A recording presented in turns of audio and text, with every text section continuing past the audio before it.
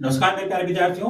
पिछला वीडियो हमने मित्र से देखा था। मित्र का मनुष्य के जीवन में क्या इंपॉर्टेंस होती है। हमने आपको जय वीरू और राम सुग्रीव की मित्रता के बारे में बताया था।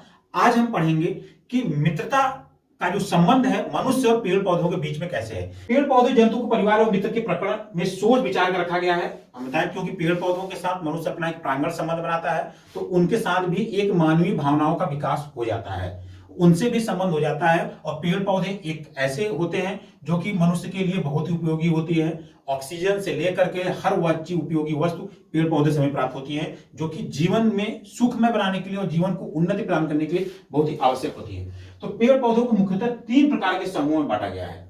तो वह समूह है ब्रायोफाइट, दूसरा है टेराफाइट और तीसरा है पुष्पोद्भिद। तो अब हम इनके बारे में अलग अलग पढ़ते हैं। ब्रायोफाइट सबसे सरल स्थलीय पौधों का समूह होता है जिसमें जाइलम एवं फ्लोएम का अभाव होता है। जाइलम जल को ले जाता है, तब फ्लोएम जो खनिज लवण होते हैं उनको तनों से पत्तियों तक प्रवाह करता है। तो जाइलम और फ्लोएम जो होते हैं ये पेड़ पौधों के विकास के लिए बहुत ही महत्वपूर्ण होते हैं, लेकिन ब्रायोफाइट में जाइलम और फ्लोएम का अभाव होता है। इसे वनस्पति जगत का एम्फीबिया वर्ग भी कहा जाता है। अब हम बात करते हैं टेराफाइट वर्ग की। टेराफाइट वर्ग के पौधे जंगलों, पहाड़ों और नमी वाले छायादार स्थानों पर अधिकता में पाए जाते हैं। इस वर्ग में जनन की क्रिया बीजाणुओं द्वारा होती है। पौधे बीजाणु के जनक होते हैं और इस वर्ग के पौधों में संवहन ऊतक पूर्ण विकसित हो जाता है। इसके पहले जो हमने ब्रायोफाइट पढ़ा था उसमें संवहन ऊतक यानी जाइलम फ्लोएम होते हैं, संवहन ऊतक उनका अभाव था, लेकिन इस प्रकार के पौधों में संवहन ऊतक पूरी तरह से विकसित हो जाते हैं। और तीसरे की बात करते हैं पुष्पोद्भिद। इस वर्ग के पौधों में फूल, फल, बीज होते हैं।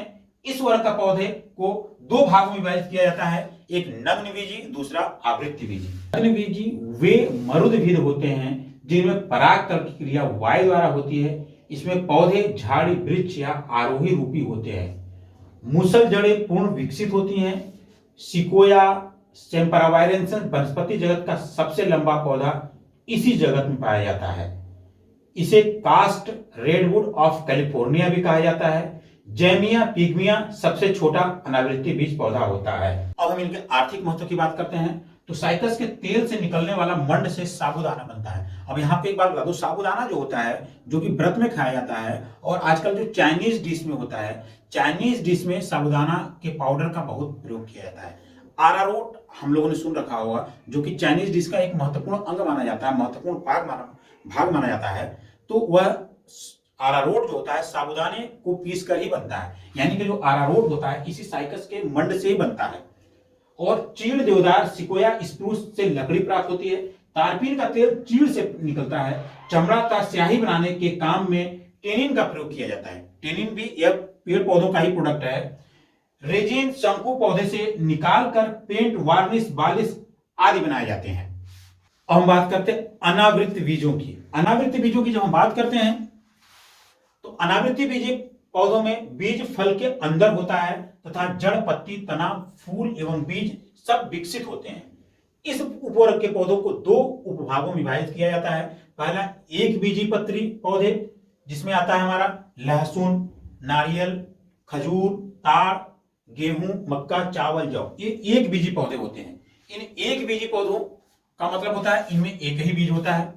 अब दूसरा वर्ग जो हमारा आता है यह है द्विबीजी पत्री पौधे, जिसमें सरसों, सलजम, मूली, कुसिफ्रेया, सेब, बादाम, नाशपाती, कपास, गुड़हल, भिंडी, यह सब आते हैं। पेड़ पौधों के आकारिकी की बात करते हैं तो आकारिकी में वह आते हैं जो कि पेड़ पौधों को आकार देते हैं। तो इस आकारिकी में हमारा पौधे के मुख्य दिखाई देते हैं, जिसमें जड़, तना, पत्ती, पुष्प और फल होते हैं। इस आकारिकी में आप देख सकते हैं ये जड़, तना, पत्ती, फूल, पुष्प सब हैं।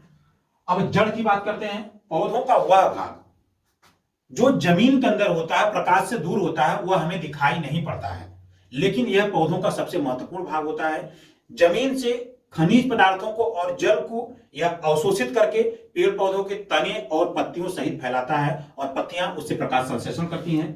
अब जड़ों को भी 2 भागों में विभाजित किया गया है, एक है मूसल जड़ और दूसरी होती है अपास्तनिकी जड़। हम यहां पे बात करते हैं मूसल जड़ों की।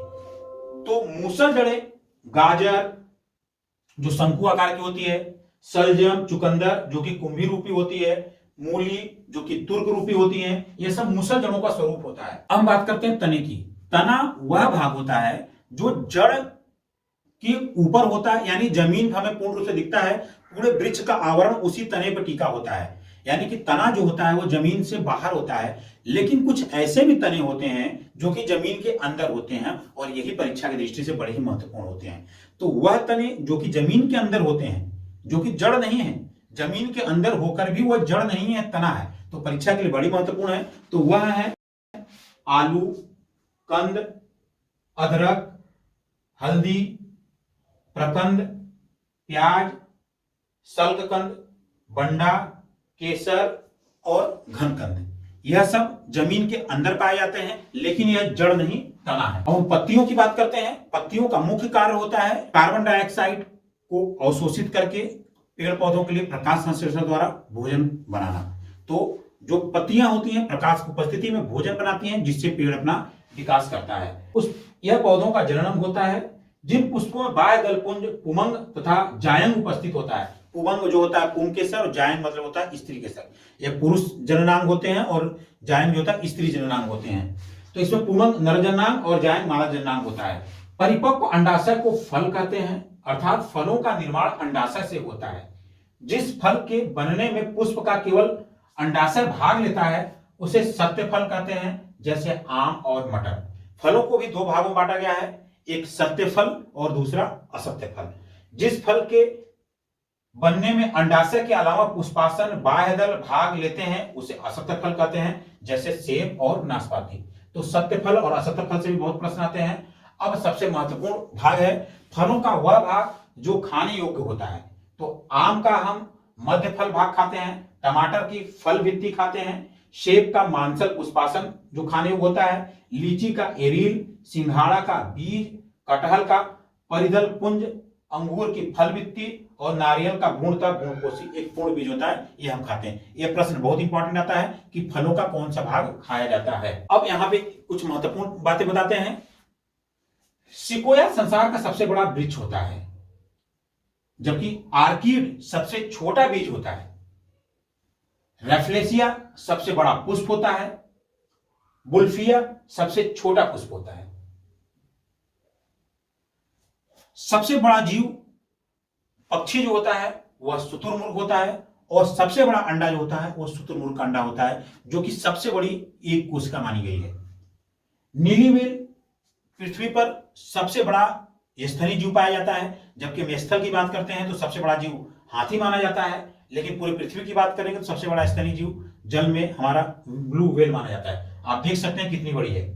हमिंग बर्ड सबसे छोटी पक्षी तथा चीता सबसे तेज दौड़ने वाला जीव है, जबकि स्लॉथ सबसे आलसी और सबसे धीमी गति से चलने वाला जीव होता है। वीडियो पसंद आए तो वीडियो को लाइक करिएगा, अधिक से अधिक शेयर करिएगा। धन्यवाद।